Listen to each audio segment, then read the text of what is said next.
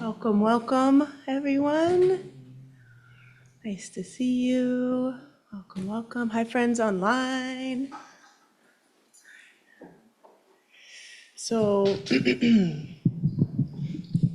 I know I say this often, but I'm really excited for our practice tonight. And I'm excited for where we are in the book, which, I don't know, friends online probably can't see, but like we're almost at the end. And this is the part of the book where I'm like, you already said that like 6 or 7 times. So there's a nice redundancy going on. And there's also, this kind of beautiful spiral with this book, with these practices. So if this is your first night here, or you've only been here a couple times, this chapter really offers us a trip right back to the beginning. And the beginning of this book is about what's called relative bodhicitta. And relative bodhicitta is what most of us are trying to do on the day-to-day basis. It's like these brief, applied ways we're trying to live the compassion that we want to see in the world. So on my way here, there was this everybody looks beautiful in the sun. Have you guys noticed? And it's just like the streets are teeming with people enjoying themselves. And I see this beautiful family, someone in a stroller, someone like in a little scooter, and 2 parent types. And the one in the stroller has this big, beautiful yellow flower. But it's the Datura flower, which is a neurotoxin. And so it's like in that moment, the relative bodhicitta is like, hey, I'm late to going to my class where I want to be with everyone, but I'd like to, in a not creepy way, this flower might be harmful to your little girl. And they asked me all about it, and they're like, through the flower, right? And that's, and I was like, just keep an eye out for the dilation of the pupils. And if anybody knows, there's these beautiful trees in the city, and they're beautiful, beautiful neurotoxin. So just, observe and love, but don't, get it too close to you. And these little simple acts on a day-to-day basis where we can help alleviate harm, that's relative bodhicitta. And we're doing it, hopefully, all the time because there's so many opportunities, so many opportunities. Anybody here have a relative bodhicitta opportunity today? Well, I'm not usually singing. I know, this is cool. I just feel like it's important for me to make a practice of when I walk by people that seem to be either asleep or passed out or possibly not even alive on the street to stop, to not walk by or step over. And I always make sure they're breathing. And then I've had conversations with various people about what is the course of action? Do I call 311 and the city helpline or not? And then where I'm at now is that if it's in the daytime and it's kind of sunny and warm, I'm guessing that people are taking a snooze because it's safe and it's warm. Right. And so then I just go on. But I always make sure people are breathing. Beautiful. And I never walk here from my house without having that particular opportunity, unfortunately. Yeah. So, Yeah. Thanks, Mace. Yeah. Anybody else? Relative bodhicitta opportunity today? Yeah, Jimmy. And then I think I see Diane. Yeah. Well, I was in a hurry to get here because I left my house late after we had met, and I made the intention of I'm not going to think anybody's an asshole on my way over here, and I won. I was able to. Bodhicitta's totally winning. Like I mentioned to you last week, Yeah. I've been listening to cello sonatas in the car a lot, and that's a very, very soothing frequency and rhythm. Yeah, wonderful. Yeah.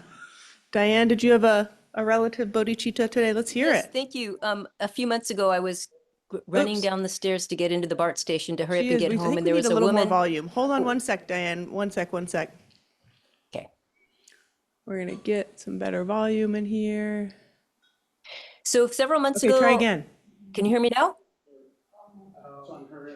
Oh. Can you hear me Maybe now? get closer? I'm really loud.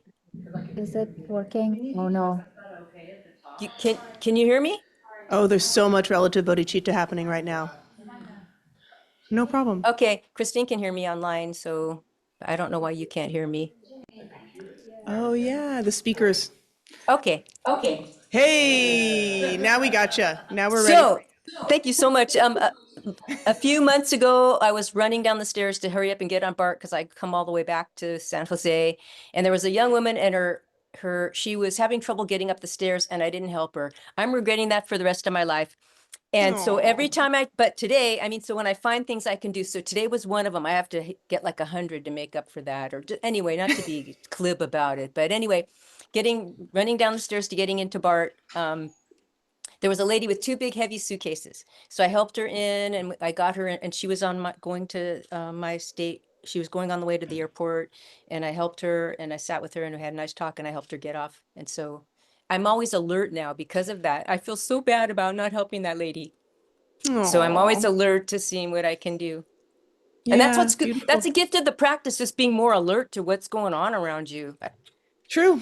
Yeah, absolutely. I mean, and that's, so many of our practices actually help us with this readiness for relative bodhicitta.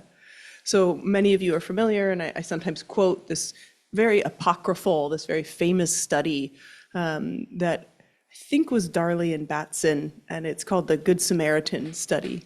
And the basic premise is you are taking people who don't know what the true purpose of the study is, and you tell them one by one, you have to give a lecture in 5 minutes. It's actually 6 blocks away and you're late, right? And the lecture is on being a good Samaritan, on helping other people. And then half of the people, you tell them, you have to give a lecture, it's 5 blocks away, you have 30 minutes, take your time. And then this is in the early 60s when it's less frequent to see folks on the street, resting, unhoused or otherwise, and they place this actor in the street who's kind of groaning. This is in between where they say they have to go and where they have to give the lecture. Every single person who told they were late did not stop. And all of these people are seminary students. I mean, they are, right, in the process or practice of becoming, people of the cloth. So I say that because, just as Diane was saying, some part of our practice, developing meta-awareness, can kind of give us that presence, that mindfulness of what's actually happening around me, right? What am I actually aware? And, walking here, luckily, to give a Dharma talk on compassion, I was aware of what was going on with this little girl and this flower. But very often we're so preoccupied that we don't even see the suffering around us. So that's such an essential part of bodhicitta is we have to even notice, notice there's challenge and difficulty. So the relative bodhicitta, a lot of the first part of this book is dedicated to how do we find, the clarity of heart, the clarity of mind, that kind of polishing the inner lens, as I like to call it. So we notice, the pain, the suffering, and then we can be available for it. And that readiness comes from the settled body, the settled heart, the settled mind. And then in this part where we are now in the book is really about what's called this ultimate bodhicitta. And this is a bodhicitta that is, it like permeates everything, permeates how we see the world. It's not a reaction to the world, it's actually how we approach the world. And it's very beautiful and very hard to imagine living that way. Even if we're in a rush, even if we're in a bad mood, even if we're in pain, can the way we respond to the world be one of present and caring with the pain of others? So that's a much higher level. And in this chapter that we're in now, it's one of the final chapters, is called Dissolving the Barriers. And dissolving the barriers, or breaking down the barriers, really refers to equanimity and our ability to have this awakened heart, or I love how Pema calls it, not in this book, but in other of her writings and books, she calls bodhicitta the soft spot. Kind of just this, and I like to think of it as just that fundamental tenderness. So if awakened heart for all beings feels a little elusive or abstract, how can we connect to just this tenderness that we have for the suffering that we experience or for those around us. And then by cutting through the separateness or cutting through what's called self-cherishing, we feel that tenderness for everyone. No barriers, every single person. So that's the aspiration of ultimate bodhicitta. And it's a really nice one to have. And even if it can feel overwhelming, we have to be living into the world that we want to be living in, not the one that's here. So ultimate bodhicitta can be not this, God, I really blew it, because I wasn't able to feel that for this person or that person, or sometimes I feel it for them, but only when they're nice to me and not when they're in a bad mood. But we can hold this vision of like, what would it feel like to just rest in bodhicitta? And as I want to talk to you all tonight about, to make bodhicitta your true refuge. This term in Buddhism of refuge, is often where we can rest our heart, where we can feel protected and at ease. And this idea of, can bodhicitta be the true refuge of our heart instead of so many of the other things in the outer world, but also this idea that it's, in protecting or trying to make ourselves okay or control the environment around us, that refuge exists. But instead, that kind of very paradoxical, very confronting possibility that true refuge is in having a completely open heart, no barriers whatsoever. So we're going to explore that together. So it's kind of the beginning and then circling towards the end. And last week we had, of course, a special guest, and that was beautiful. And the week before, you may or may not have been here or may not remember, but we did do a practice of Tonglen, and we are going to do one again with a little bit of a different focus. I mean, this whole chapter is really on bodhicitta. And I shared this, on breaking down the barriers and ultimate bodhicitta. I shared this quote 2 weeks ago, and I love it again. This is one of the stanzas in this book, right? We have the 8th century text, and then we have the contemporary commentary, and this is from the 8th century text. And this says, "Seeing then the faults that come from cherishing myself," meaning recognizing that trying to make this world one where everything works for me doesn't work, right? It just makes me fixated and preoccupied.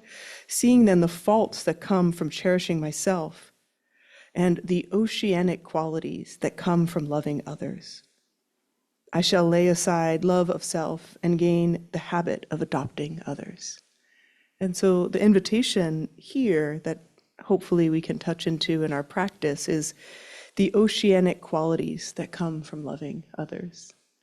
And, it's that feeling, again, I was in a little bit of a rush, and I'm not a seminary student, but I am a Dharma teacher.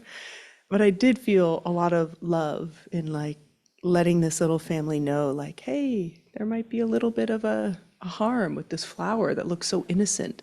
And it feels so good to know that you are of service and doing good.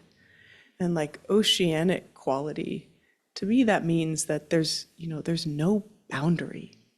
And so often with Tonglen, we talk about that lack of a boundary, both in when we are extending, right? So Tonglen is the practice of giving and receiving or exchanging self for others. And I'm going to invite us to actually just practice for one person tonight again. And when we are extending it to this one person, it doesn't stop there. That extension, that radiance of our love, our care, our compassion, it just keeps going. It keeps flowing, right? It doesn't get stuck anywhere. There's no barrier. And then there's a similar part where when we're calling in and inviting this kind of, let me hold with you this challenge or this difficulty, it doesn't stop anywhere in us. There's nowhere that gets hooked or plugged up. So we can have this kind of, fluidness, we are extending without boundary. We are receiving in without boundary. It doesn't get stuck in us. It just keeps flowing. So that's what makes this Tonglen more approachable I think, in a way. And so for folks who haven't done this practice before, the simple instructions are, we're going to bring to mind someone who we care about, who we know is struggling. And there might be a long list, but I invite you to choose just one person in your life. And you know, what's interesting about this practice, you don't have to even use someone that you know. You can. You don't even have to use someone who's even here still on this planet.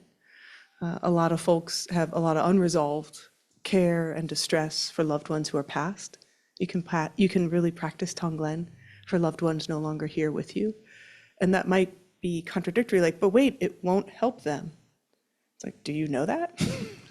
We really don't know. And then, you know, this practice, it helps us exercise the heart and exercise the capacity of the heart to keep caring, right? Even when there's been difficulty. And sometimes when folks pass, we haven't had the chance to exercise the heart and the compassion needed. So you can practice for someone living, someone who has passed on, someone you know, someone you don't know. It can be helpful to know like a little bit about them, so you have some texture with it. And it's really useful to choose one person. You might have like a roster of folks on your worry list. I know I do. I'm a worry warrior. But like choose one person. And the little distinction in this practice than how we've practiced before, and this came up from, I can't remember, but someone had a beautiful question about they were practicing extending that care towards a person who's struggling, but what kept getting in the way was their own distress. And then what we're going to invite in this practice is right when we feel our own distress, we turn our Tonglen towards that. We turn our compassion right towards those difficult feelings, right? So then we can start working with folks who, you know, someone we know is struggling and suffering, likely we will have some distress. And instead of trying to be like, I'm pushing that away so that I can focus on care for them, we include those feelings, right? So, most epic preamble. Sorry, not sorry. I like a good setup for the Tonglen. Are there any questions, especially if like for new folks about Tonglen? We're going to practice about 20, 30 minutes, then we will have some discussion, reflection on the text, but any questions about the practice? Okay, and for folks in the room, we have Sarana at the door. Wait, did I see a hand? No, online, okay. Thank you, Sarana. So even if you hear loud noises outside, which you guys, it's bumping night. Like we're gonna get some good music going on here, might be some reveling. Just know that we are protected, we are safe here with Sarana. And, you know, giving yourself a moment to really feel into the collective space of this room. And for friends online, almost as though it was the first time in your space, just feeling into the space where you are, the other beings in it, the quality of the room.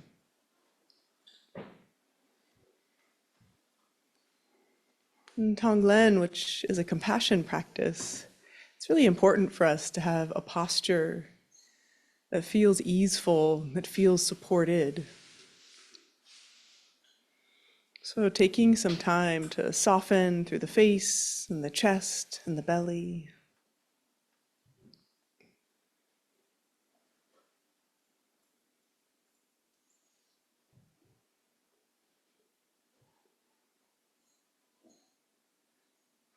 And then soften through the back of the head, through the neck and the shoulders.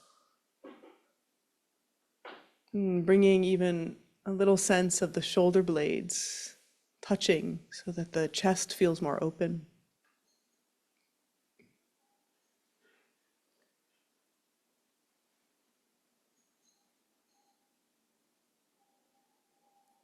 Finding a place for the hands to rest in the lap where the neck doesn't feel too strained. So maybe on the knees or folded in the lap.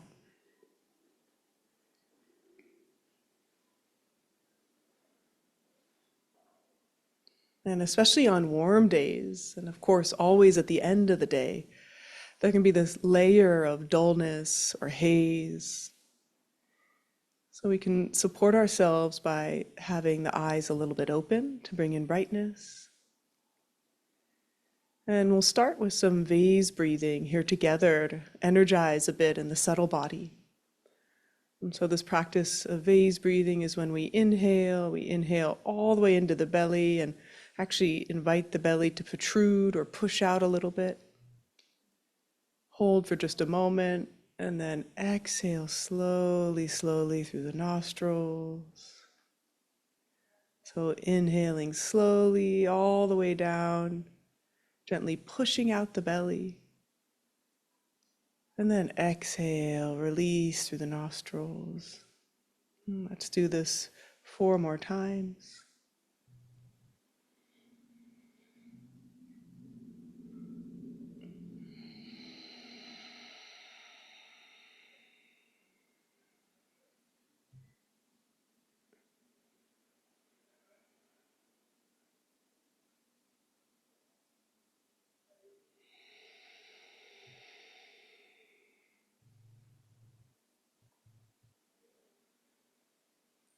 And then continuing the protruding out or pushing out of the belly, but with the exhale now drawing the belly button back towards the spine. And then once again inhaling, filling all the way up. And as you exhale, gently and slowly, but with that little bit of effort, pulling the belly button towards the spine. Let's continue this for 4 more breaths.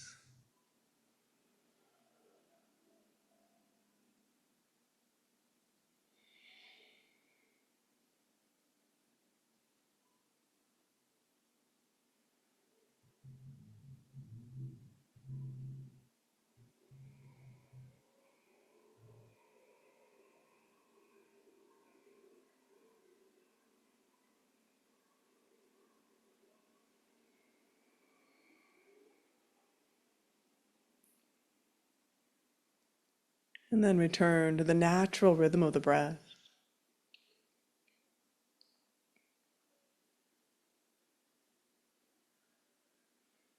And let's begin by feeling and noticing the sensations throughout the body as we settle the body into a natural state of stillness, stability, relaxation.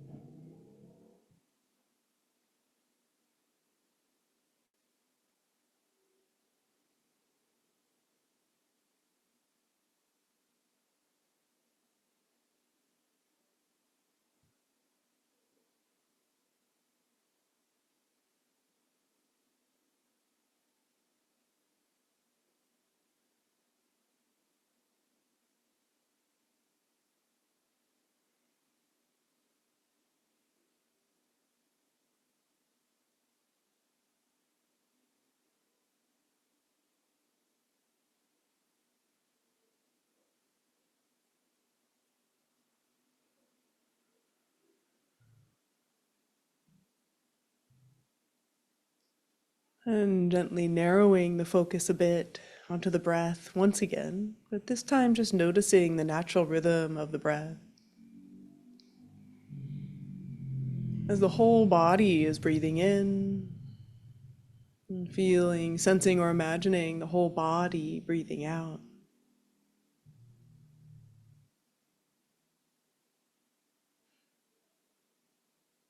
And don't worry at all if the mind is wandering, drifting. Just become more and more gentle, more and more precise as you relax and release and return over and over. Feeling, sensing, imagining the whole body breathing in, the whole body breathing out, and settling the speech.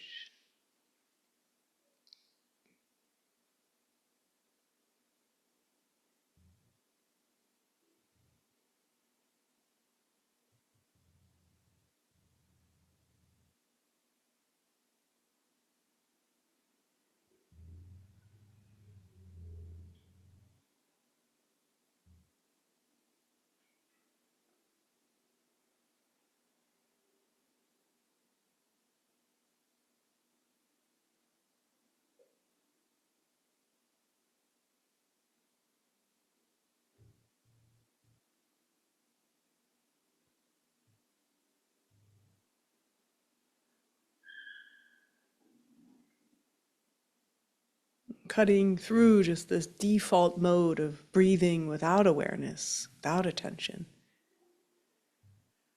and bringing this full force of our curiosity and our presence to really feeling, noticing, sensing, or imagining the whole body breathing. Each breath in its own unique expression, deserving of our attention and awareness, training us again and again, right here, this breath, present moment.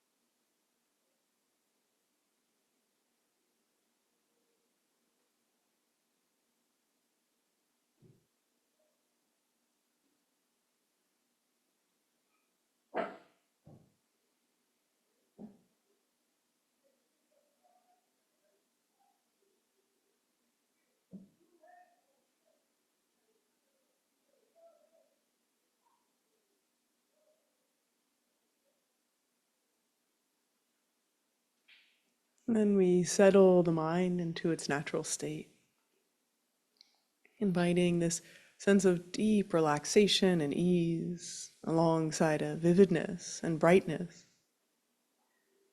So of course, the body is still here and settled. The breath is still here. We can keep part of our attention and awareness there. But for a couple moments, also leaning back and noticing the space of our awareness, a space of mind that truly has no boundary.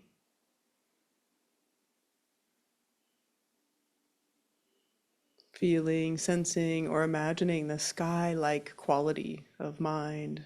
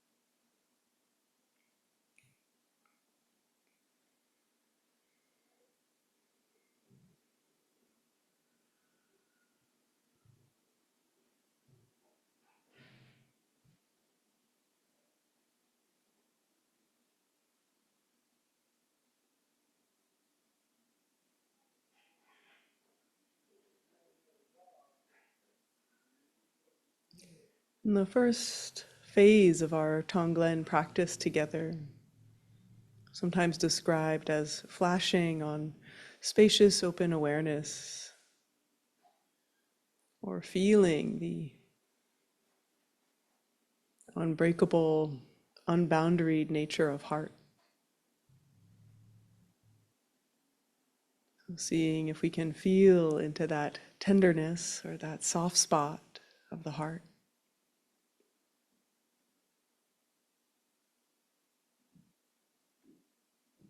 Feel, sense, or imagine the way this heart is often receiving love and care, support, and attention. Sometimes from beings we would expect and know, and sometimes that love, affection, and care just coming from the outer world.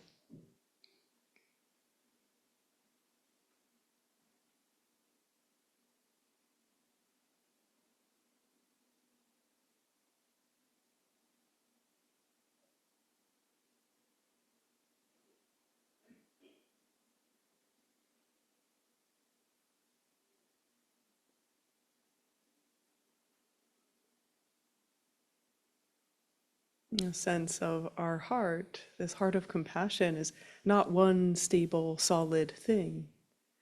It's something infused with so many sources of love and care. Beings close to us, beings we just pass on the street or otherwise. From the deep care of this natural world,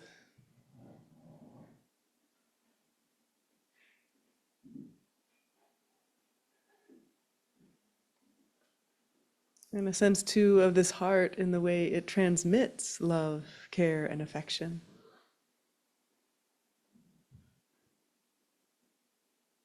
Always changing, always new ways that we are loving and caring, showing compassion.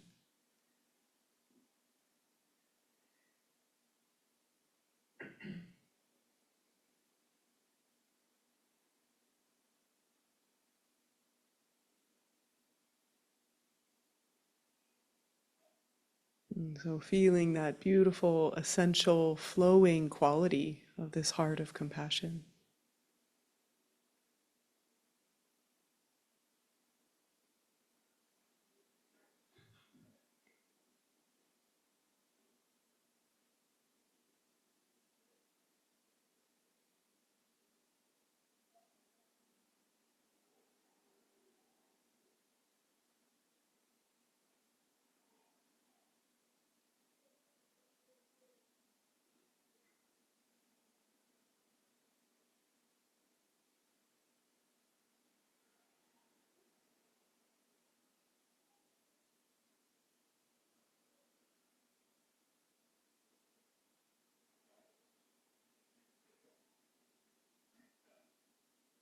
And how does this feel in the body, this sense of this ever-flowing heart of compassion, receiving, extending again and again?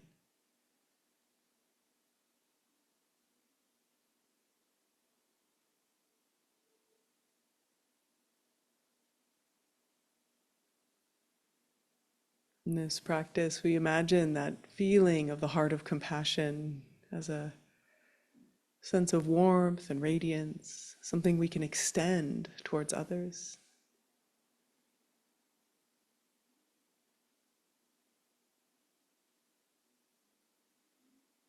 And feel, sense, or imagine that radiant warmth at the heart center.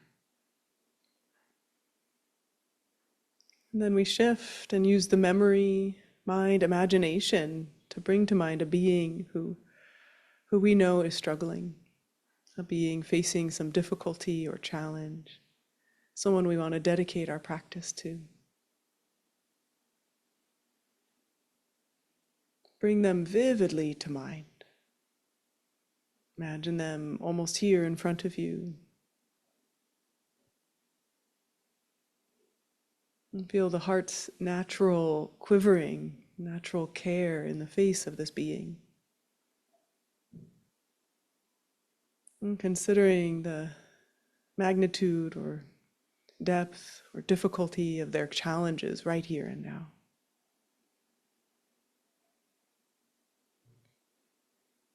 Imagining these as a little swirling cloud of smoke. So we can invite them to pour out a little of their burden. We can invite that little swirling cloud of smoke to be hovering just in front of the belly button line. In that smoke is the myriad or maybe singular challenge of this person, whether it's mental or physical health, resources, other dangers or difficulties or loss.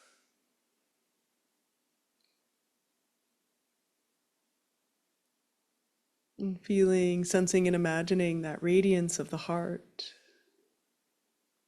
that warmth at the heart. And our practice is this heroic act of calling in, inviting in that difficulty, that swirling cloud, and then extending out joy and radiance, love and warmth from the heart. So with the next couple breaths on the inhale, we imagine, may I help you May I support you in your difficulties and struggles. I am here with you. And in our exhale, I am sending love and care, warmth, compassion. So continuing very slowly and deliberately with that keen focus on this being and their struggles, really making palpable the need and feeling our compassion rise up to meet it. With the inhale, calling in, and with the exhale, extending that joy, that radiance, that warmth, that love.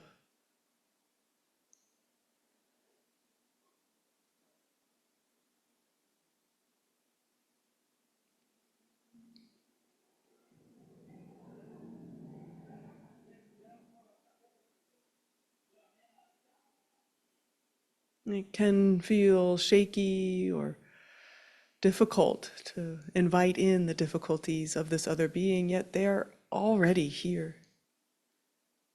Feel, sense, or imagine the strength of the heart which is open, not contracted, not shut down, allowing that river, that ever-flowing sense of compassion to just be moved through.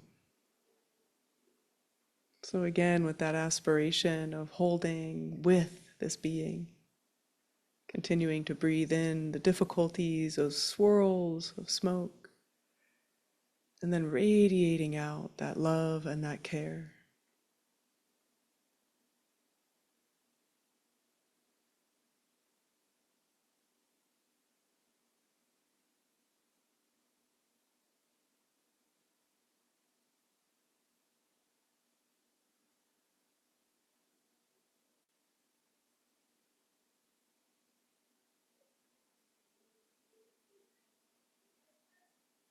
If we feel that we know exactly what might support this person, we send that wish to them. May you feel held in your uncertainty. May you get better rest. May your body feel free from aches. We can be very specific and targeted, or keep it very broad and loving. And keep going. Keep inviting, keep opening, extending.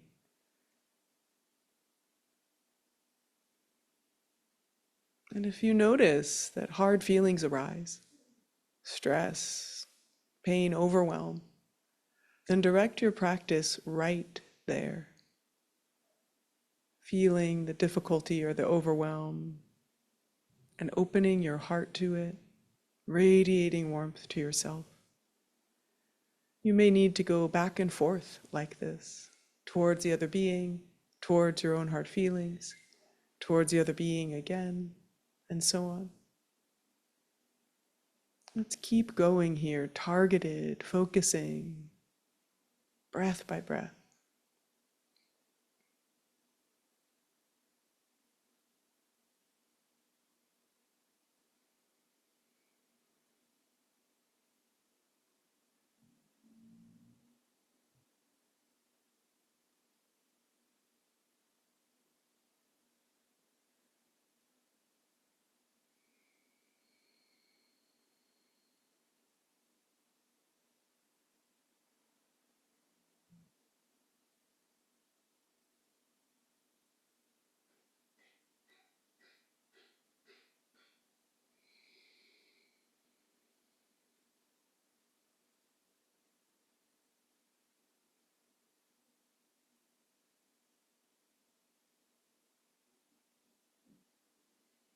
A couple more moments here, maybe refreshing the image of this being, making real once again their struggles. I feel as though we're drawing in these final strands, these final swirls of smoke, where they're completely evaporated with the warmth of the heart, like the fog meeting the sun.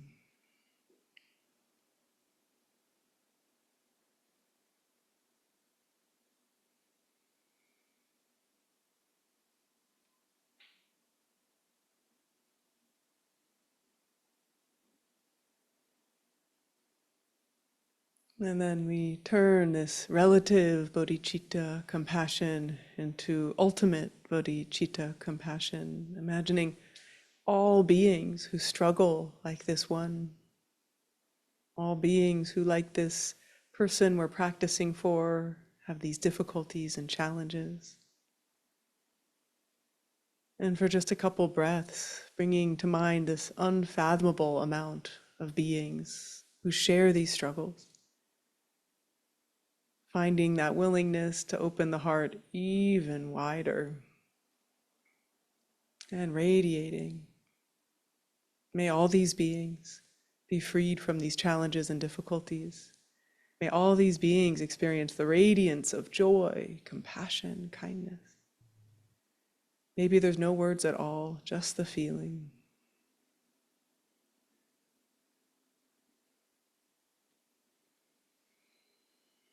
I feel, sense, and imagine this entire body, heart, mind radiating with compassion.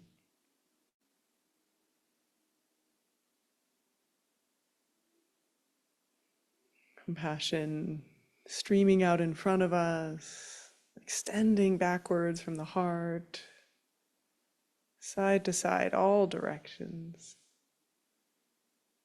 Just permeating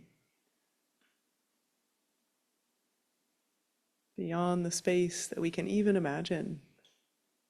With this love, this compassion, this joy.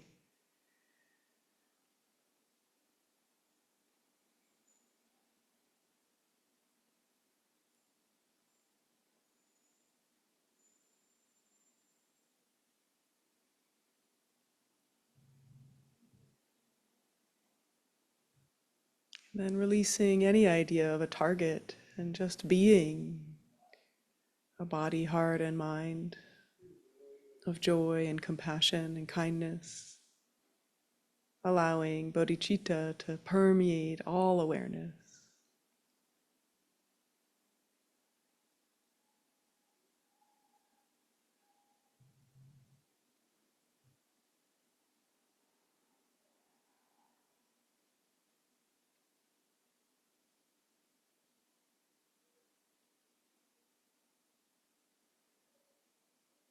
Feeling the tenderness, the soft spot.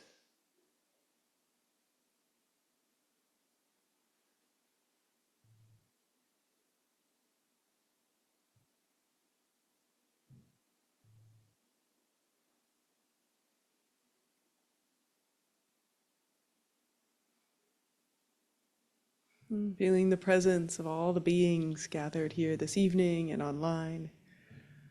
Radiant beings of compassion, tenderness.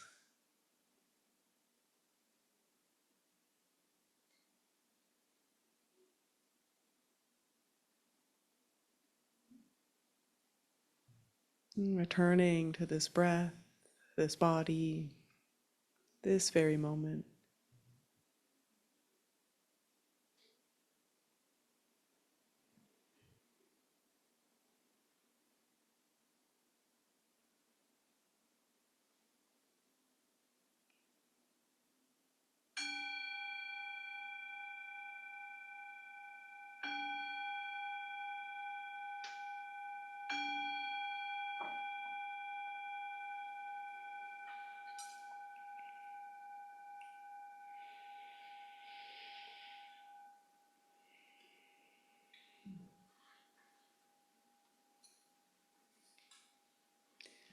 Thank you for your practice. Very beautiful to practice with you all. So, how incredible we're all here together as a one time only, never in this configuration again community for tonight. And as such, we get to really embody and express ourselves as Sangha. And that word means, a community of friends on the path who, through our body, speech, and mind, we're acting in greatest compassion. And that means specifically that greatest compassion is non-harming. How, in the way that I express myself, can I really engage in thoughtfulness, kindness, aware of how my words and speech will impact others. And as I'm listening, can I engage in that non-harming, non-judging listening of what's being expressed? Because even if you come here all the time and think you kind of know some of the people here, I assure you, you don't. We are all so complex. It's amazing. And so we can give ourselves that freedom of just listening, just being present with, without a lot of elaboration or imposition, what's being shared from this place of resting compassion. So in order for us to have supportive discussion and, yes, the meditation really matters. However, the discussion matters as much, sometimes more, in terms of bringing it all home. So for us to engage in this unbelievably essential piece, can we all agree to enact those values of compassion? Yeah, great. Friends online too, sweet. So I'd love to hear any thoughts, reflections, or questions about that practice and about that opportunity to kind of break down the barriers. So we did a little bit of that relative bodhicitta, and then that ultimate or more open bodhicitta. So any questions, comments, reflections on the practice? And if you're here in this room, please use the mic, and friends online, you can raise a hand.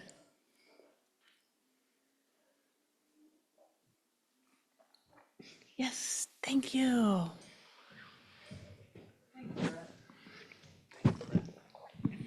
Thank you, Evie. That was lovely. Just a reflection that the more compassion I set out to the individual that I was holding present, that the more, the better I felt. And then it just got to a point where, the vision that kept coming up was of my heart, kind of like those Himalayan salt lamps, that nice warm glow. Yeah.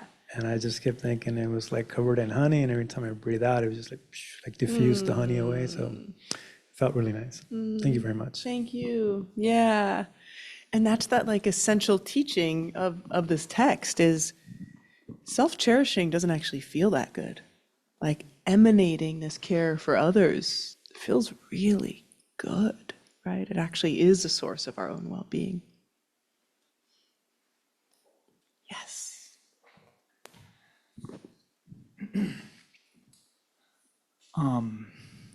Wow, that was a really deep meditation for me. And I chose my father today because it's his birthday and my sister's at the same day. And he has been suffering quite a bit. And then I didn't realize how complicated that would be. I was like, it's my dad's birthday. And yeah. And wow, I was very, very resistant. Surprisingly, I was like, oh gosh, this is really hard to be with his suffering. And actually, my mind actually put him over here. I was trying to put him here, but it just was over here. I was like, that's about enough. But I just kept coming back I kept concentrating on the meditation and kept going back and going back and going back to myself and back to him. And eventually it happened. It kind of opened. I could feel that bodhicitta, that warmth arise. And then as you move to this, what did you say it? The bigger bodhicitta? Ultimate. Yeah. The ultimate. I could then really sit into with it. And then it almost felt like, almost trance-like my heart kind of took over. And then I was just in that, and I almost kind of, my body was kind of moving with it. Yeah. Like I kind of let go and lost control, or the resistance kind of fell, I think. So thanks, Dad. Oh, happy birthday. And then can I ask in that more, trance is a good word, absorption might be the word, right? And what did it feel like in the body? What did the body feel like? It was very warm. It was light. I could feel and see the light emanating. Yeah. My body was I was definitely well outside. I was in my body, but outside Yeah. my body. Beautiful. So, I mean, that is, according to traditions, that's the sacred architecture, right? So this is a body of light. There are channels of light. And when we get unblocked, right? So Yeah. there was blocked. yep. Then we don't feel it. And then it's amazing just, that continuous attuning to yourself and then going back and then that allowed it to just flow, right? So Yeah. thank you. So, thank you.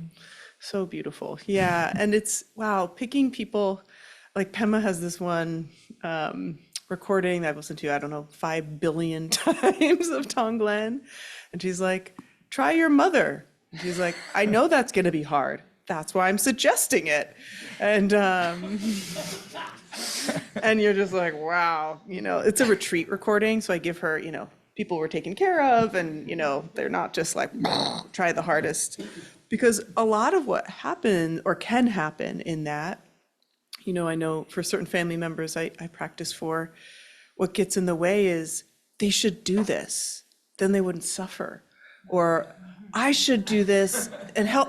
And I'm like not in the practice anymore, like, did that bring something up? Yeah, totally. So I almost did my mom, but then I switched to the last minute. She's passed, but Yeah. I still thought about it because you said could be Yeah. anybody.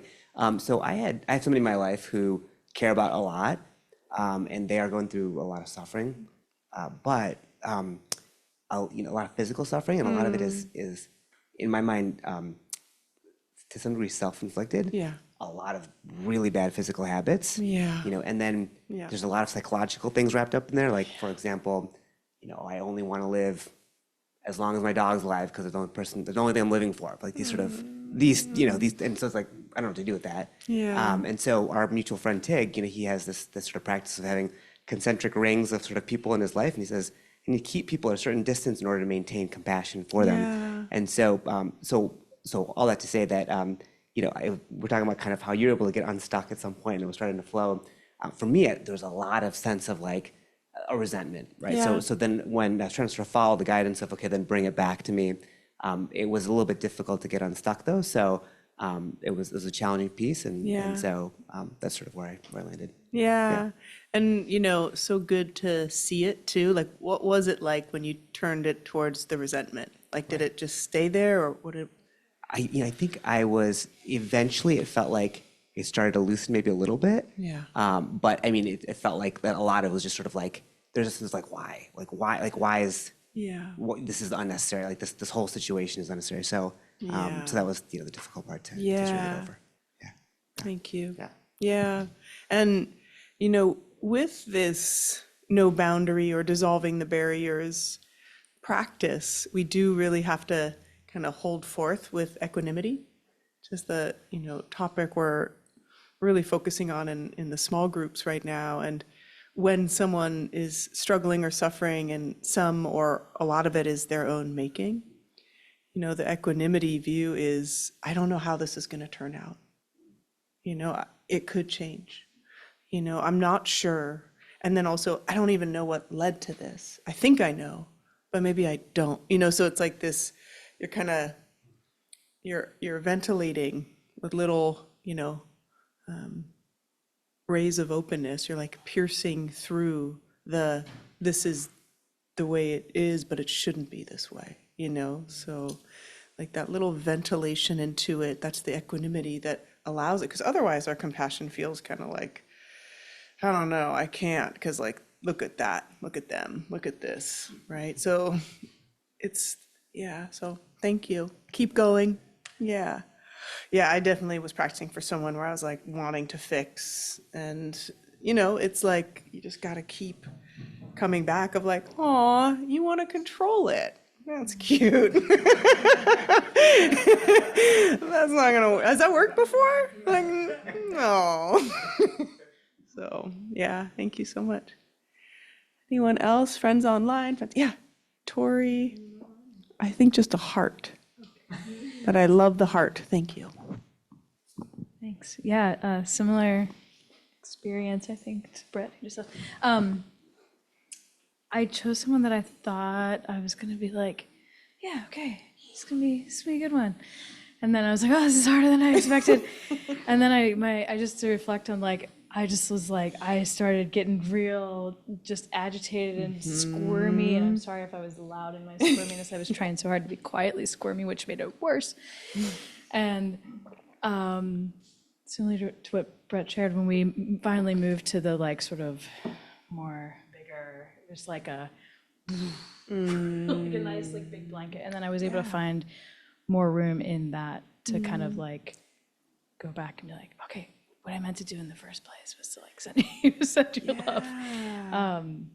So yeah, it was surprisingly like agitating, and it helped to move to that like bigger picture at the end, and then be able to sort of like, if we would have stayed in the practice for like 20 more minutes, I probably could have gone back to the beginning part and been like more calm in it. But Let's try that next time. hey, just be here for I hours. love that insight, though. I mean, I think that's, because I wonder if part of that ability to feel that ocean-like quality, right, that Shanti Deva describes. And, I got to see a beautiful mountain lake this weekend with like, when the sun sparkles on it like that way, and feel that sense of like, wow, this is pure love.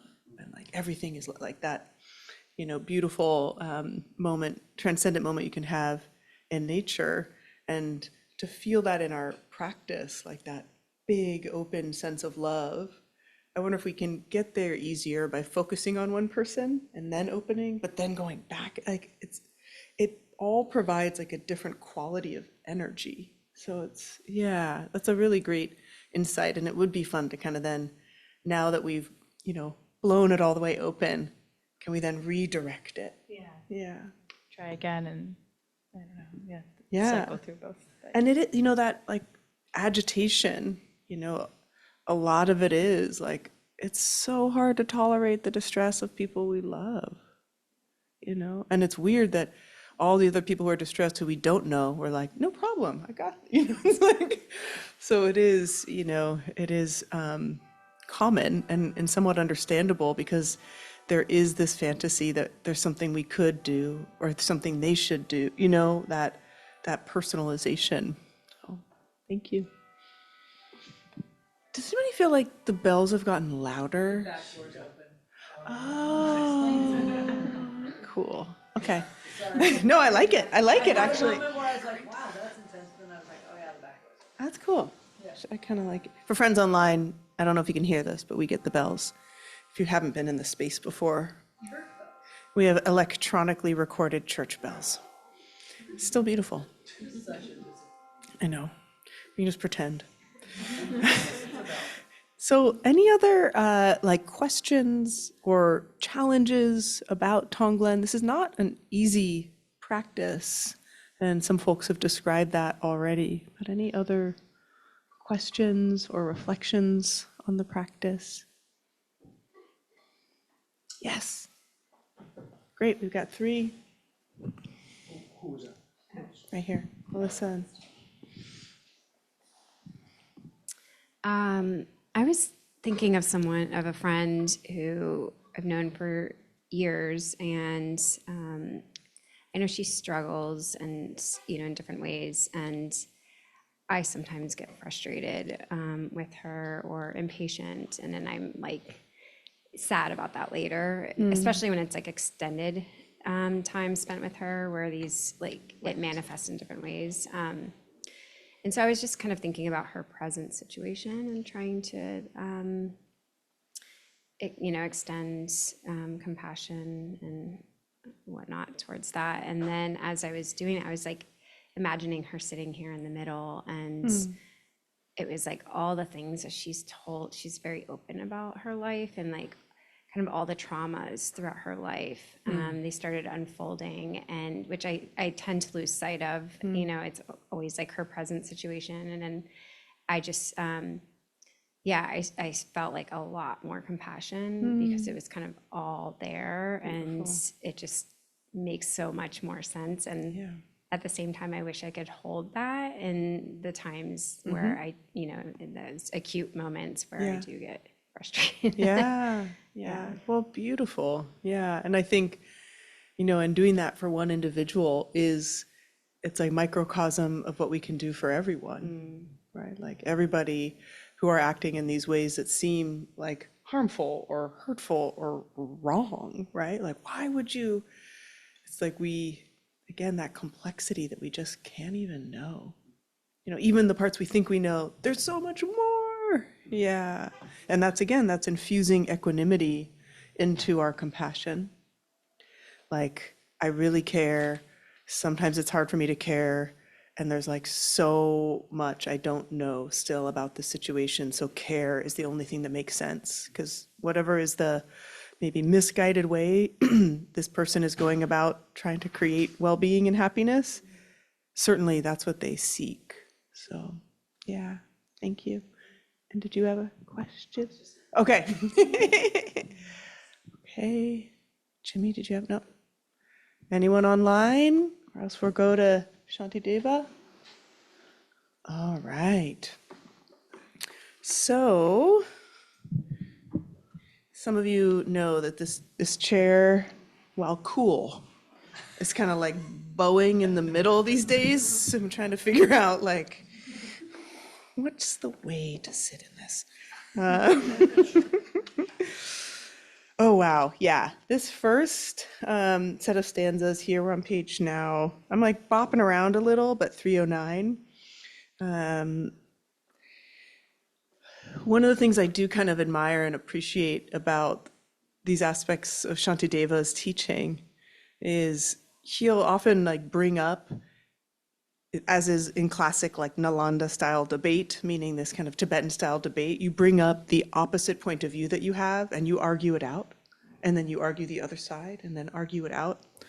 And this one point here, he's really trying to get us to see clearly, like, you gotta give up self-cherishing. Like, we gotta give it up. And again, self-cherishing being the sense of what is most important is preserving my own well-being. And the way to preserve my own well-being is to try to move towards what feels good and move away from what feels bad, and have everybody like see me in the way I want to be seen, and to, avoid loss and avoid pain. Like, it's just this very preoccupied self-absorption. And Pema starts off by saying, let's stop justifying ourselves with illogical excuses. We live in a self-centered prison called me. This misperception causes pain for everyone. How do we undercut the self-absorption that separates us? How do we become more broad-minded and open-hearted? We recognize that everybody is just like me. And this idea that one of the most powerful ways to undercut this sense of self, like either importance or self, like the insecure side or the elevated side of it's so hard for me or I'm so great, is really not feeling any kind of uniqueness in our pain or suffering. And Shanti Deva says, labeled continuity and aggregates, like strings of beads and armies, are like mirages. Likewise, there is no one hurt by suffering, for who is there to be oppressed by it? So this is a little bit convoluted, but deserves unpacking. He's using a Buddhist idea, which is that everything is not solid and fixed. Everything is actually, this all of the causes and conditions, all of the aggregates that come together to create whether a string of beads like mala or even an army. Everything is like a mirage. So all phenomena and all experiences are actually empty of intrinsic inherent nature. And this is a core important Buddhist concept. Like, there are so many different causes and conditions that create a thing. There's no fixed thing. But then using this as an excuse, like, since there's no thing, then no one gets hurt by anything, right? So I don't need to practice bodhicitta. So it's like this really backwards logic. He says, if there's no subject of suffering, mine and another's pain, how are they different? Simply then pain is pain. Because so, I will just dispel it. What grounds have you for all your strong distinctions? So he then kind of turns it on its head. And if there is no subject of suffering, so that if everything is always shifting and changing and there's no solid me, then everybody's pain is just pain. There's no my pain and your pain. There's just pain. So of course, like, let's just get rid of pain. Let's stop thinking of it as, let me get rid of my pain. I'm not caring about your pain. Maybe yours, but no, let's just get rid of pain. So it's this very like philosophical kind of heady way to look at like the emptiness of form and then the universality of pain, which is, I don't know, I had to read that like 17 times. I was like, what is he saying? But I kind of like this idea of like, if we can really connect to the emptiness of self, meaning, separateness of self, the construct or identity of self, recognizing that it's always changing and shifting, then it that can relate to just the way that our unique pain is also changing and everybody's pain is changing, and pain is kind of like this shared element, in the same way that the sun comes down on all of us and we wouldn't want the sun to disappear, and we don't want the winds to be strong on everyone. Like, we don't want these pains to permeate everyone. Like, we get out. Yeah. Good question. The question was he talking about pain or suffering? Suffering. Yeah, pain being like, of the inevitables, right? Old age, sickness, and death, and all the uncertainties surrounding that. But the suffering, right? The way that we then latch on and fixate to it, like that possibility. Yeah. Well, I would say in the sense that you're talking about the universality of it, that the difference between pain and suffering is almost moot, because it is, both are universal. Yes. We're all going to suffer old age, sickness, or we're all going to suffer aging, sickness, and death. Right. And most of us are going to add to that. Yeah. By tricking on it one way or another. Yes. Good distinction. But Yeah. but the idea that it's universal, Yeah. that everybody experiences, it goes for both of those things. That's even a deeper Yeah. sort of, oh shit, this is universal and inevitable. Yeah. Luckily, it's also impermanent. Yeah, exactly. And we really can, that can feel overwhelming, right? That it's inevitable, it's permeating all of us. But there's also and there is, especially with suffering, some way to alleviate it. There is this opportunity to alleviate it. So Pema describes it as, we have a rationale for not practicing bodhicitta. This rationale is the rationale of emptiness. If everything is illusory, like a mirage, why worry about non-existent suffering? But if you weren't stuck in a solid sense of me, you'd understand that everyone's pain is the same. There's no difference between my pain and your pain.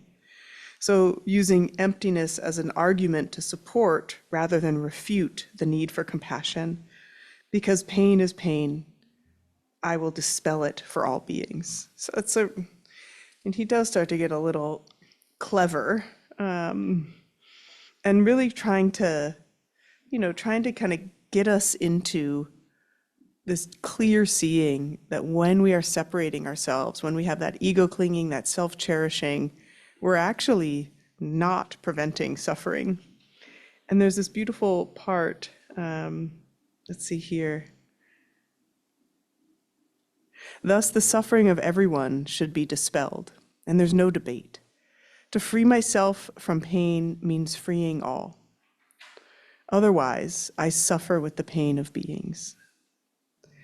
And that's this, you hear this kind of no one is free till we are all free. And in this level, he's kind of really unpacking it at the, because of the interdependence and interconnection of all beings, anyone's suffering is our suffering. And we know that. And the choice is, do we want to have the pain of shutting out everyone's suffering or the pain of letting in everyone's suffering? Either way, it's suffering, right? This idea that preventing creating a barrier or some kind of air quotes boundary between yourself and another's suffering, like we can't actually do it. It infiltrates, it's invisible, it has no shape or form. Like we experience the suffering of the world no matter how hard we try not to. So then are we willing to open to it and experience that quality of, the truth is when we practice Tonglen, when we practice compassion, part of it can kind of hurt, can kind of ache. But it's like a little bit of the ache. It's almost like that homeopathic dose of the poison to help you build up the immunity, right? To like create the more care and the bigger care and compassion there. And then Pema says, at the level of absolute truth, there is no reason to suffer. But at the relative level, we are all in considerable pain. The cause of our discontent is mistakenly feeling separate. This isn't based on anything tangible. It's on our beliefs and concepts, on the duality of subject and object, self and other. It's an illusion that is put on by the mind. This absolute understanding is arrived at through the practice of letting go. Meanwhile, we can work at the level of everyday pain and just treat other people's suffering as our own. So here she's talking at the same time about ultimate and relative pain. Right? So the relative pains, we're talking about ultimate and relative bodhicitta, but relative pain is, I think I'm separate, wrong, bad, worse than everyone, I'm comparing myself, all of those trappings of trying to be a me that's special. And then, that's a kind of relative level of how we bump up on pain. At the ultimate level, there's no pain. Right? And that seems a little strange because yes, if we're lucky, we get old, we certainly age, we will die, but that doesn't mean there has to be pain around it. That's the promise, right? That there's a possibility of all these things which are difficult and challenging and life-ending occurring, but that we could experience them without pain. So that's the and all we got to do is let go. So no problem, right? Yeah. I have a comment. Okay. Yeah, having experienced that myself with addiction, I realized that meditation actually really saved my life. But the reality is that I was focused on my past and always stuck there, right?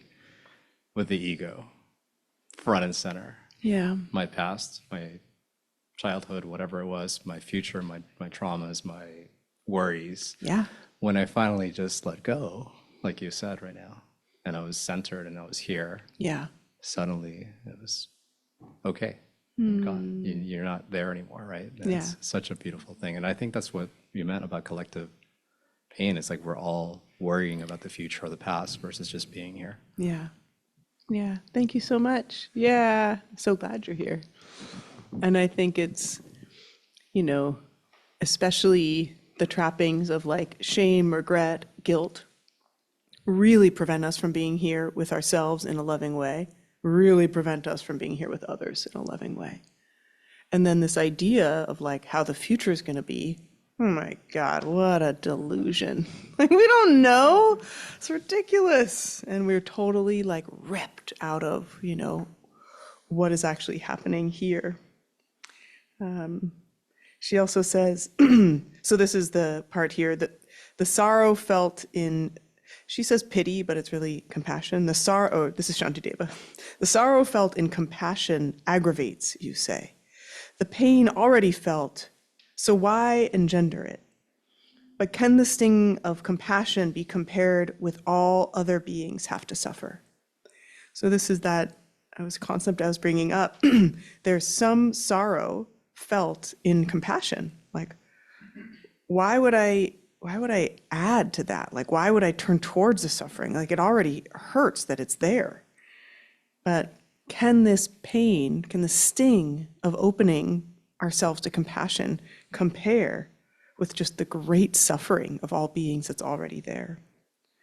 So Pema says, the pain of compassion can make us decidedly more loving and tender-hearted.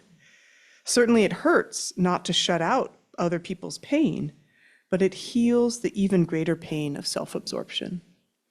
So again, this kind of paradoxical opportunity. By letting everybody in, we feel less alone, even if we're letting everybody and all their sorrows in here with us. And if through such a single pain, a multitude of sorrows can be remedied, such pain as this, a loving being strives to foster in himself and others.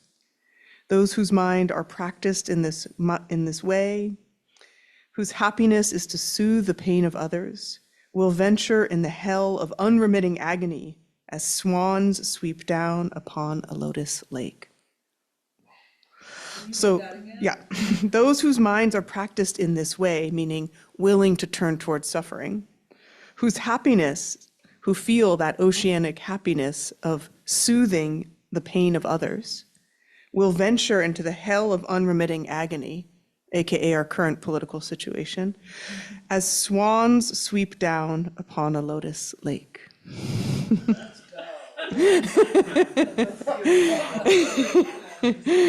Right? I'm on my way. But it's, and then again, the ocean-like immensity of joy, arising when all beings will be freed. Will this not be enough? Will this not satisfy? The wish for my own freedom? What is that? So when we really take into account the ocean-like immensity of joy, when all beings will be freed. So, and Pema suggests, could we become fearless enough to venture into places of unremitting agony? Could we do this as enthusiastically as swans sweeping down upon a lotus lake? She says, nothing gave Mother Teresa more pleasure than relieving suffering. Happiness for her was helping people die, knowing they were not alone. So like this does exist out there. We do see this possibility of the joy, this ocean-like immensity of joy in being able to be of service and feeling that. The work of bringing benefit to beings will not then make me proud and self-admiring. The happiness of others itself is my satisfaction. I do not expect another recompense. Just as I defend myself from all unpleasant happenings, however small, likewise I shall act for others' sake, to guard and shield them with compassion. So this stanza, don't put on like a hero's cape to do what is so rational to do, which is help others. Like you should feel the accomplishment of it just in the satisfaction. Don't get proud and self-admiring. The happiness that you create in others, that's the satisfaction. And she says here,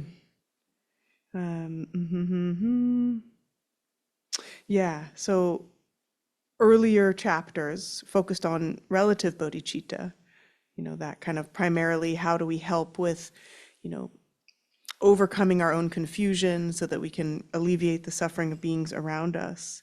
But now we use the teachings to apply wherever you are. And, don't feel like you have to be Mother Teresa or a swan, swooping onto that lotus pond with every difficulty. Like you can always apply compassion and this view of alleviating suffering wherever you are. Like there's not anything too small with that. And then, let's see here.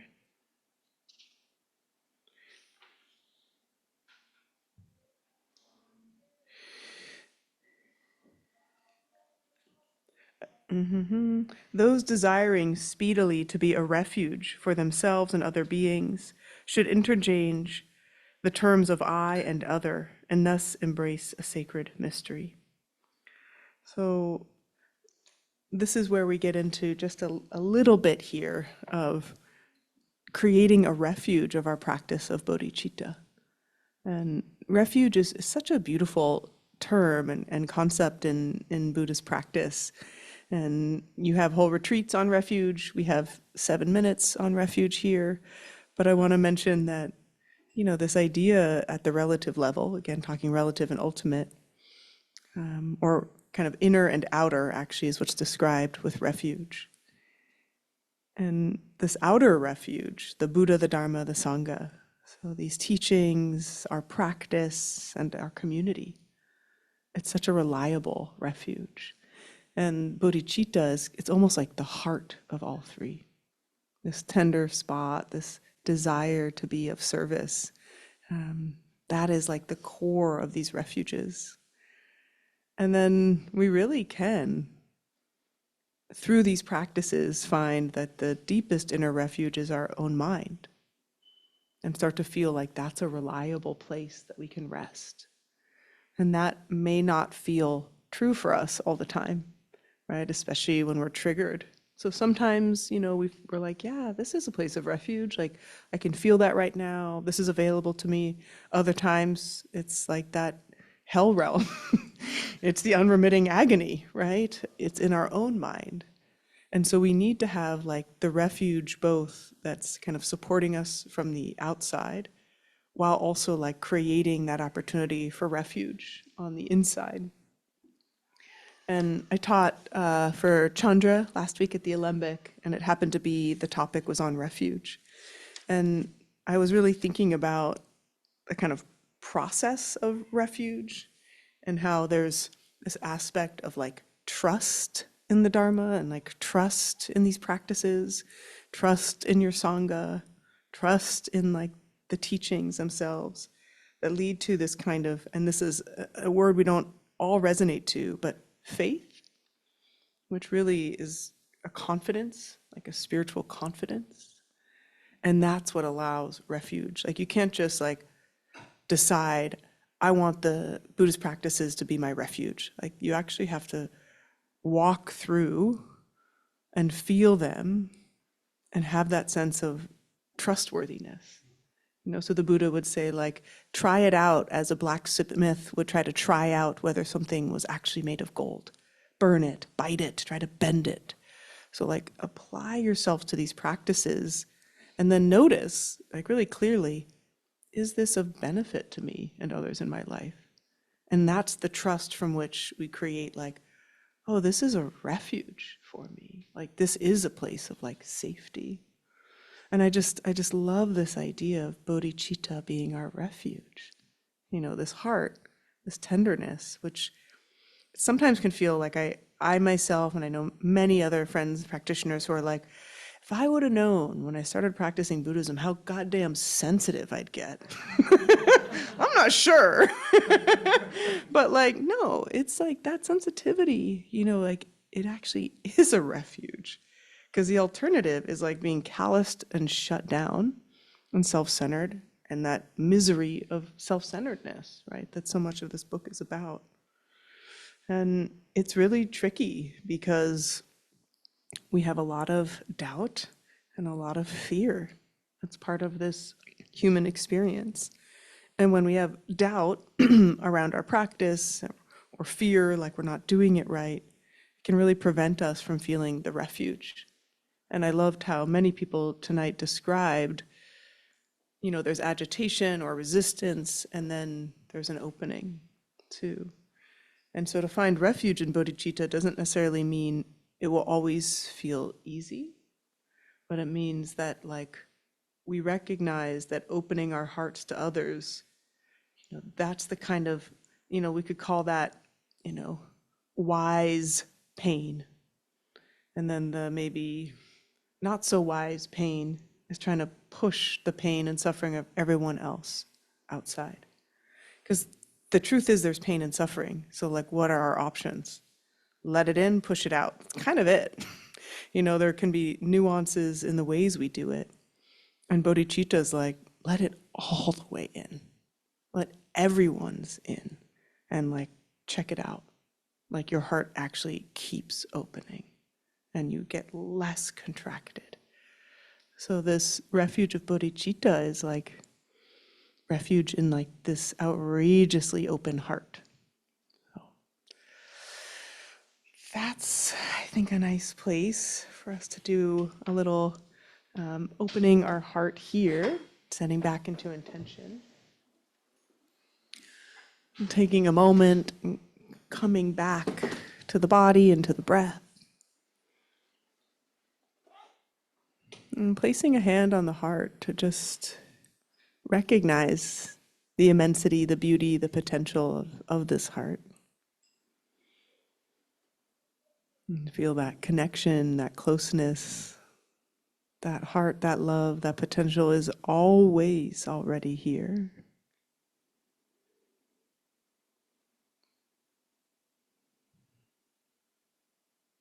Every single being has that potential, and every single being has all the obscurations and the weights, the tensions, the difficulties also.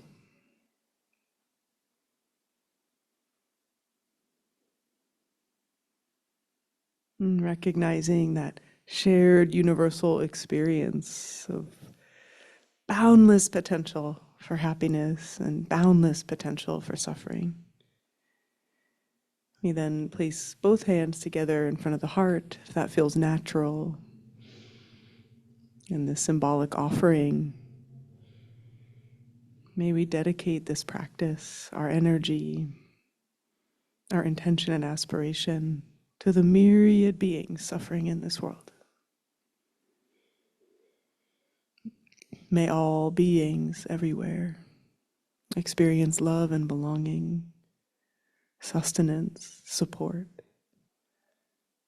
May all beings everywhere feel safe and protected from inner and outer harms. May all beings everywhere be free.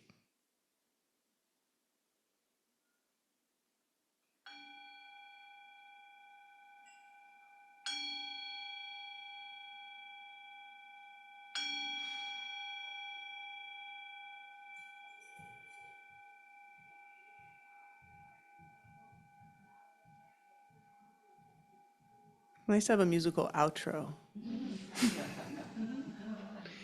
Friends online, we had our first drive-by with a real good musical situation happening. Thank you all for your presence.